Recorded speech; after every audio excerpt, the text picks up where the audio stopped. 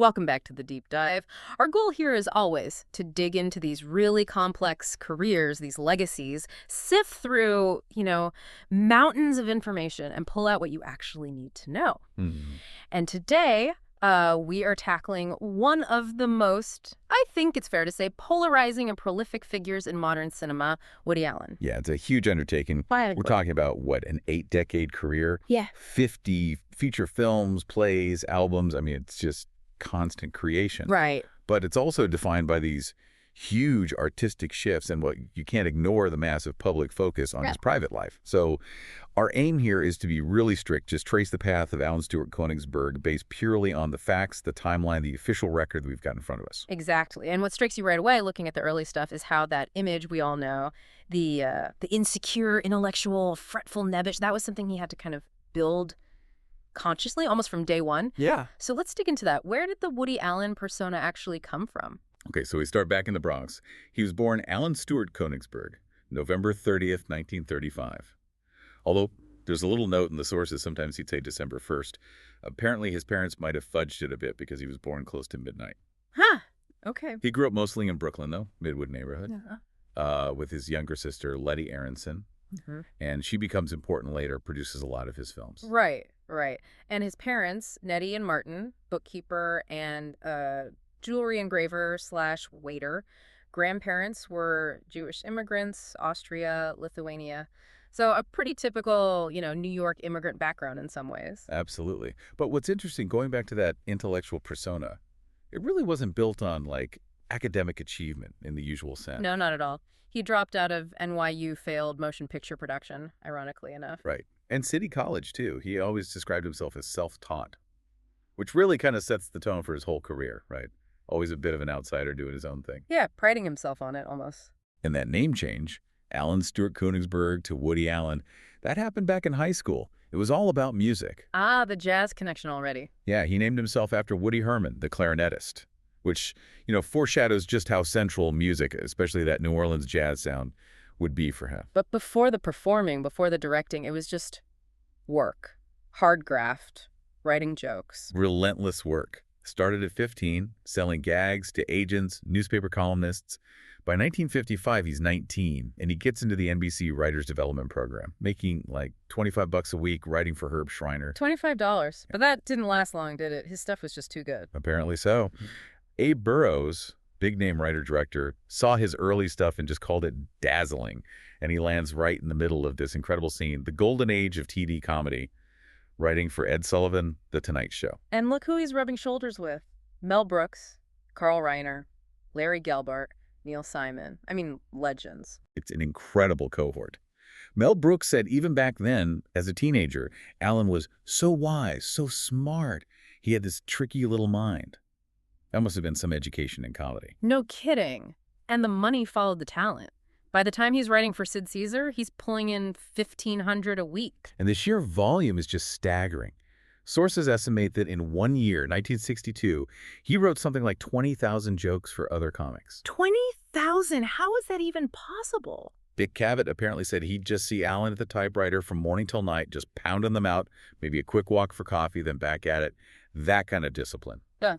That's where the 50 films come from later, Totally. But it wasn't just gag writing, was it? He was already aiming higher, writing those humor pieces for places like The New Yorker. Right, trying to be like S.J. Perelman or George S. Kaufman. So you have this kind of dual track, the high-volume jokes for TV, and then this more polished literary satire for print. That's the foundation. And that foundation lets him make the leap to stand up in the early 60s. Yeah. Exactly. Down in Greenwich Village, The Bitter End, Cafe Au Go Go, legendary spots. Sharing stages with Lenny Bruce, Joan Rivers, Mort Sahl. Mort Sahl, who Allen said was his favorite. Yeah, but Allen's style was completely different from those guys. He wasn't doing set-up punchline jokes. He was doing monologues. Creating this character. The character, the insecure, intellectual, fretful nebbish. And what's really key is, at first, it wasn't improv. It was all carefully scripted, based on his life, but delivered with this totally deadpan, serious face. Someone called it, the best shtick, because it had no shtick. Yeah, the utter absence of showbiz veneer and shtick was the best shtick any comedian had ever devised. That tension between the smart jokes and the nervous delivery, that was the hook. And it worked. Big time. 17 times hosting The Tonight Show for Carson. That's mainstream success. Huge. Plus 3 hit comedy albums between 64 and 68. Gets a Life magazine cover in 69. So by then, the persona is set, the audience is there. Yeah. The next logical step, film. Okay, so the move into film wasn't initially smooth sailing, right? His first script that got made. What's New Pussycat? 1965. Huge hit, commercially. Mm-hmm. But Alan hated it, felt they butchered his script. And that experience basically set the rule for the rest of his career. Pretty much. From then on, if he wrote it, he directed it. The only exception was Play It Again, Sam in 72, which is based on his play anyway. His actual first directing gig was pretty weird, though, wasn't it? What's up, Tiger Lily? Yeah, 1966. Took an existing Japanese spy movie and just dubbed completely new, funny dialogue over it. Yeah. Very off the wall. But then came the films where he was front and center, basically translating that stand-up persona to the screen. Right, the early slapstick stuff, Take the Money and Run in 69, that mockumentary style. And Bananas in 71, the political satire. Still very much gag-driven. But you start seeing a shift, more ambition maybe, with Love and Death. Definitely. 1975. It's this big, sprawling satire of Russian literature set during the Napoleonic Wars. Vincent Canby, the critic, called it his grandest work so far. It wasn't just jokes anymore. He was juggling bigger themes. Okay, so that sets the stage. But the moment everything changes, the moment he goes from funny director to, like, major auteur, has to be Annie Hall. Oh, 1977. Yeah. Absolutely pivotal. It felt so personal, so different. And it just cleaned up at the Oscars. Best Picture, Director, Screenplay, Best Actress for Diane Keaton. It wasn't just the awards, though. It was how it was made. Totally. Stylistically, it was a breakthrough. Breaking the fourth wall, talking to the audience, split screens, animation. The subtitles showing what they were really thinking. Yeah, all that stuff felt incredibly fresh. It blended a relatable story with these really modernist experimental techniques. That's what put him right in the conversation with that new Hollywood group, filmmakers getting more control, influenced by European cinema. And speaking of European influence, the very next year, he does Interiors. Which must have just thrown audiences for a loop. Because they had no jokes at all. Right. It was pure Ingmar Bergman territory. Totally Bergman-esque. The look, the themes, family dysfunction, artistic angst, existential dread, lots of long takes, heavy dialogue. It was a huge risk, showing he wouldn't just stick to comedy. And that confidence leads into this amazing run through the late 70s and 80s, his classic New York period. Absolutely. You get Manhattan in 79, gorgeous black and white, that iconic Gershwin score. Then later, films like Hannah and Her Sisters in 86. Which felt so intricate, weaving those storylines together over years. Yeah, brilliant structure. And Crimes and Misdemeanors in 89, which is maybe his darkest, most philosophical film. A lot of critics think that's his peak in terms of maturity. But he wasn't just doing those dramas. He kept experimenting, like Stardust Memories. 1980. Very surreal, very self-reflexive about being a famous director. It's basically his version of Fellini's 8½. And Zelig in 83. That mockumentary about the human chameleon was technically amazing. Yeah. Flawless execution, using old newsreels, integrating himself. And then there's The Purple Rose of Cairo in 85. Ah, the one where the movie character walks off the screen. Yeah. Such a beautiful film about escapism and the power of movies. And it's interesting, Alan himself puts that one, along with Stardust Memories and later Match Point, as his personal top 3. Really? Even though it wasn't a huge box office hit like Annie Hall? Yeah, it seems like the ones that explore those themes about art and reality really resonate with him personally. So into the 90s, the pace just doesn't let up. Still pretty much a film a year. Relentless. And he keeps switching it up. You get Shadows and Fog in 91, that black and white homage to German Expressionism. Husbands and Wives in 92, which felt incredibly raw and almost documentary-like. Shot right around the time his relationship with Farrah was ending, too. Very tense. Yeah. Then lighter stuff like Bullets Over Broadway in 94, a great showbiz comedy. He even did a full-on musical, Everyone Says I Love You, in 96. Singing and dancing, the whole thing. Right. And Mighty Aphrodite in 95, bringing in elements of Greek chorus and tragedy, always mixing things up. No, you can't talk about this era without mentioning the key collaborators. Diane Keaton, obviously. Absolutely. Started on stage together in 69 with Play It Again, Sam. 8 films together. Alan called her a natural, a great, great inspiration. Said Annie Hall wouldn't have been the same without her. And then the other huge figure, Mia Farrow. Yeah, their relationship, personal and professional, defined that whole period from 1980 to 1992, 13 films together. Radio Days, A Midsummer Night Sex Comedy, Hannah and Her Sisters. She was central to his work throughout the 80s. But then, around the turn of the century, things started to wobble a bit, critically and commercially. Yeah, the sources definitely point to a downturn.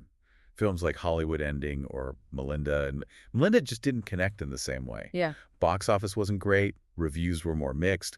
Some people felt the formula was getting maybe a little tired. And that dip, that perceived slump, actually forces his hand and leads to the next major chapter. Exactly. It pushed him out of his New York comfort zone and forced him to look elsewhere. So the perceived decline in the early 2000s really prompts a change in how he makes movies. Yeah, he basically said the American studios were only interested in making $100 million blockbusters, and that just wasn't his kind of film.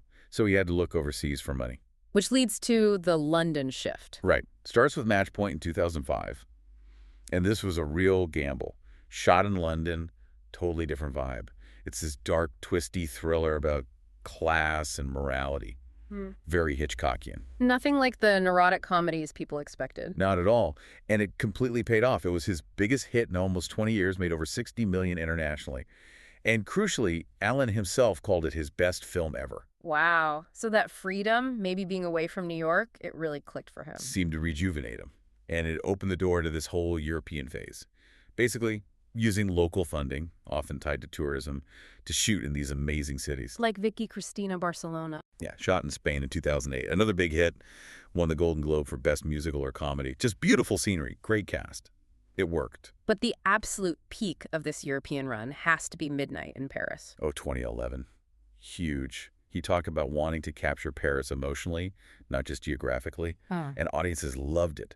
Made over $150 million worldwide, his biggest gross ever. And won him another Oscar for screenplay, his third one. Right. So this period really proved he could still deliver critically and commercially, just in a different context. And he didn't abandon American stories either. Blue Jasmine came soon after. 2013. Set in San Francisco and New York. Critics hailed it as a major return to form, maybe his most substantial film in years, and Cate Blanchett won the Oscar for Best Actress for it. So he's back on top, in a way, which leads him into the streaming world. Yeah, Amazon Studios came calling around 2015, big deal, for films and a TV series. But the sources say Allen was incredibly nervous about it. Really? About doing TV? Yeah, he apparently called the whole streaming series idea a catastrophic mistake. Before he even started, predicted it would be a cosmic embarrassment. That series became Crisis in 6 scenes in 2016. Okay. And that relationship with Amazon didn't exactly end smoothly? No. Things got very tense later. Amazon decided not to release his next film, A Rainy Day in New York, in 2019. They specifically cited the resurfacing of that 25-year-old allegation we'll get into later. Right. And Allen sued them? Yeah, for $68 million, breach of contract. Said they were damaging his reputation unfairly.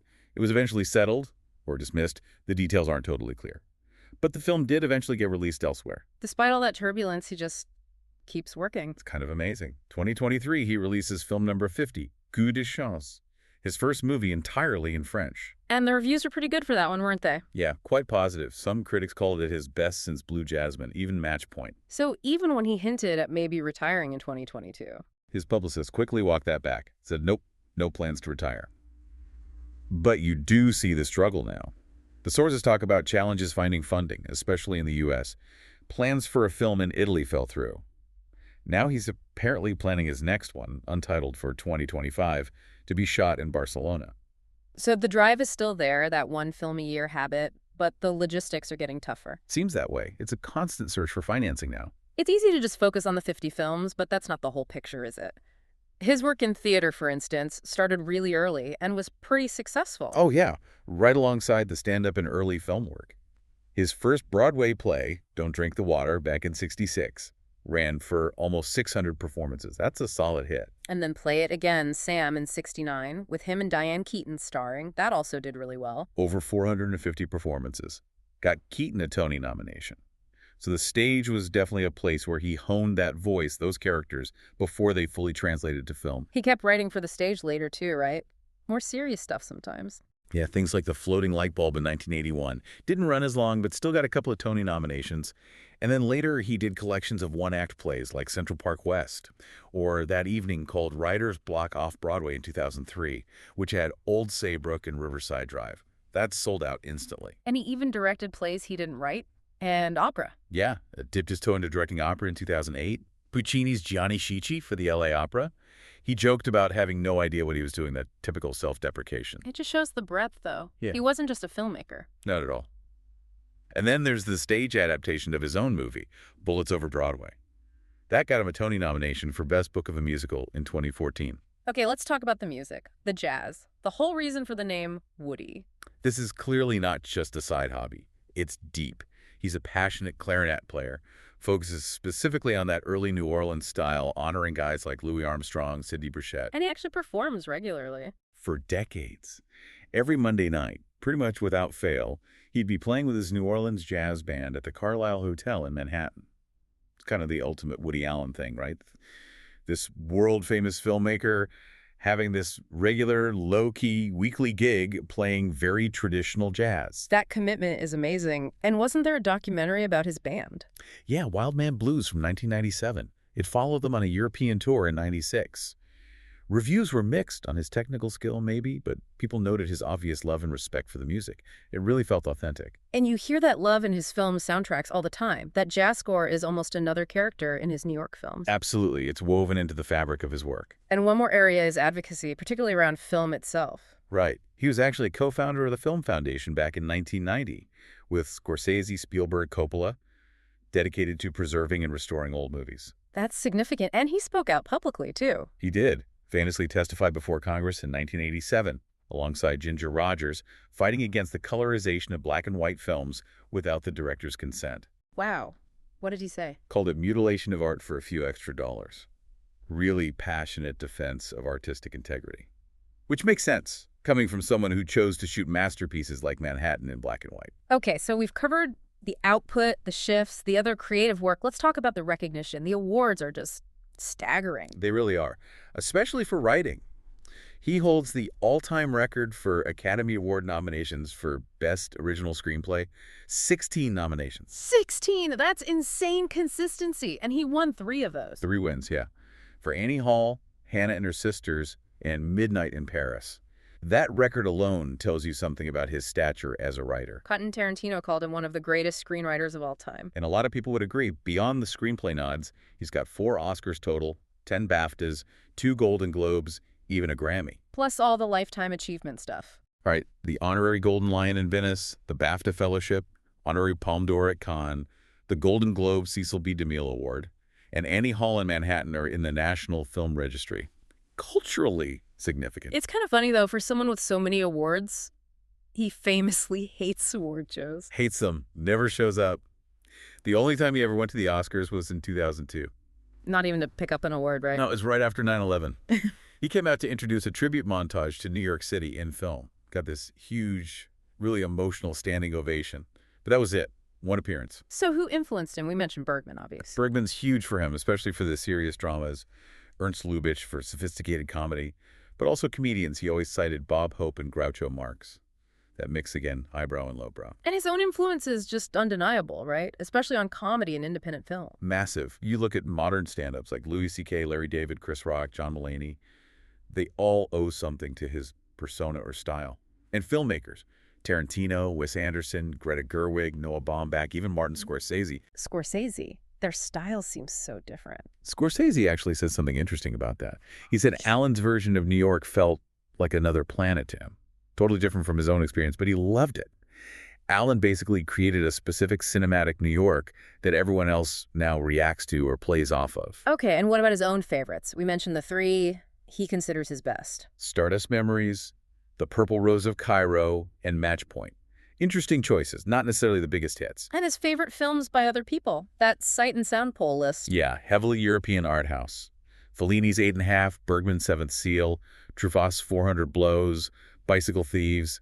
Tells you where his artistic heart lies. Did he single out any American films? He raved about Kazan's A Streetcar Named Desire in his autobiography, called it total artistic perfection. Script, acting, direction, just perfect in his eyes. All right, now we have to turn to the part of this story that has become inseparable from the art, the part that dominates so much of the conversation around him today.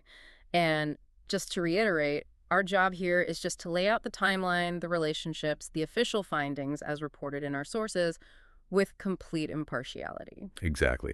It's crucial to stick to the documented record here. So, looking at his early life, There were two brief marriages before Mia Farrow. First to Harlene Rosen from 56 to 59. Interestingly, she actually sued him later over a joke he told about their divorce in his act. Wow, okay. Then he married Louise Lasser. Yes, from 1966 to 1970. She was an actress, appeared in 4 of his early films. Before the Farrow relationship started, there were other relationships mentioned in the sources that drew attention later, particularly around age differences. Yes. There was a relationship with Stacey Nelkin, reportedly starting when she was 17. And another woman, Bobby Christina Engelhardt, came forward saying she had an 8-year affair with him starting in 1976, also when she was 17. Engelhardt suggested that the character Tracy, the 17-year-old girlfriend in Manhattan, might have been based on her or others from that time. Okay. Then comes the relationship with Mia Farrow starting in 1980, which was, by all accounts, quite unconventional. Very. 13 films together over 12 years, but they famously lived in separate apartments across Central Park. During that time, Farrow adopted Dylan, then Moses. Alan took on a fatherly role and later legally adopted both Dylan and Moses in December 1991. And they had one biological child together. Ronan Farrow, born in 1987. Now, a key point noted in the sources is Alan's claim that his intimate relationship with Mia Farrow ended completely after Ronan was born. Okay, which brings us to Soon-Yi Previn. Right. Soon-Yi was adopted by Mia Farrow and her previous husband, Andre Previn, back in 1977. Her birth year is presumed to be 1970.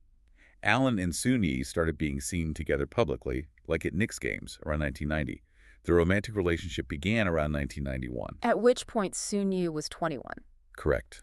The relationship became public knowledge in a really explosive way in January 1992 when Mia Farrow found nude photos of Soon-Yi that Alan had taken. Alan was 56 at the time. And Alan's response to that becoming public. He issued a statement saying, quote, "I am not Soon-Yi's father or stepfather. I was not a father to her adopted kids in any sense of the word." Which, as the sources point out, seemed to contradict his legal adoption of Dylan and Moses just months earlier.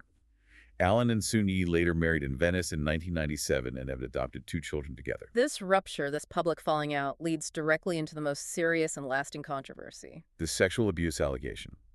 In August 1992, during the custody battle, Dylan Farrow alleged that Alan had sexually touched her in the attic of Farrow's Connecticut home. Alan denied it immediately and has denied it ever since. Okay, this is where it's absolutely critical to detail the official findings from that time, based on the investigations that followed. What did they conclude?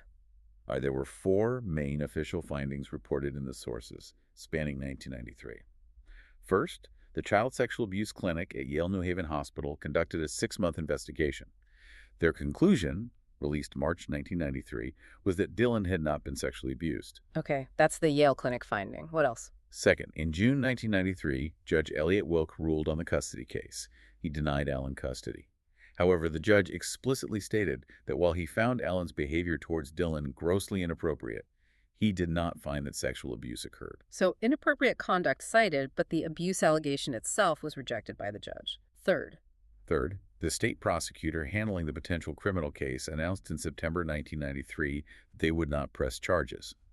They stated they believed they had probable cause, but decided against prosecution, citing the specific reason of wanting to avoid the unjustifiable risk of exposing a child to the rigors and uncertainties of a questionable prosecution.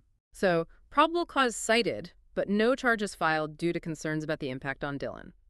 And finally, the New York Child Welfare Agency finished its own separate 14-month investigation in October 1993. Their finding was that the allegation was unfounded. Okay, so Yale Clinic, no abuse. Judge Wilk, no abuse, though inappropriate conduct. Prosecutor, probable cause, but no charges. Child Welfare Agency, unfounded. That's the official record from 1993. That's the summary of the findings presented in the sources from that period. But obviously the issue didn't go away. It came back very publicly years later. It did, particularly in 2014 when Alan received the Cecil B. DeMille Award. Dylan Farrow published an open letter in the New York Times reiterating the allegation in detail. Alan responded with his own piece, again strongly denying it, calling it false, and part of a long-standing effort by Mia Farrow to punish him for the relationship with Soon-Yi. And the family dynamics got even more complex when another one of the children spoke out. Right. In 2018, Moses Farrow, Alan's adopted son, published a blog post. He not only defended Alan, strongly denying the abuse allegation against him, but he also made his own allegations against Mia Farrow, claiming she had been physically abusive towards him and several of his siblings, particularly those with disabilities. Which adds another layer of conflicting narratives within the family itself. A deeply complex layer. And then, most recently, you had the HBO documentary series in 2021, Alan v. Farrow. Which focused heavily on Dylan's account and Mia Farrow's perspective. Yes. Alan and Soon-Yi condemned it, calling it a hatchet job riddled with falsehoods. They claimed they were only given days to respond. The filmmakers disputed that, saying they gave them 2 weeks, which they felt was sufficient. So the public discourse remains incredibly divided. You have colleagues, actors, commentators lining up on both sides. Some believe the allegation implicitly, others point to the original 1993 findings and the context of the breakup with Mia Farrow. It's left Hollywood and the public really split. There's no consensus, just deeply entrenched opposing views, often referencing different pieces of this very complicated history. Hashtag tag outro. So after digging through all of this, the scale of the career is just immense, from stand-up in tiny village clubs to directing opera, winning 4 Oscars, making 50 films. Yeah, the artistic output is undeniable. Record for screenplay nominations, that decades-long jazz gig. The sheer discipline and breadth are remarkable. A truly monumental figure in 20th and 21st century arts. But the paradox is just unavoidable, isn't it? Based on everything we've covered. He's this artist obsessed with neurosis, with moral gray areas, someone famously private. Yet his own intensely personal life, specifically the start of his relationship with Soon-Yi and that subsequent harrowing allegation, became incredibly public and remains so. It creates this fundamental tension.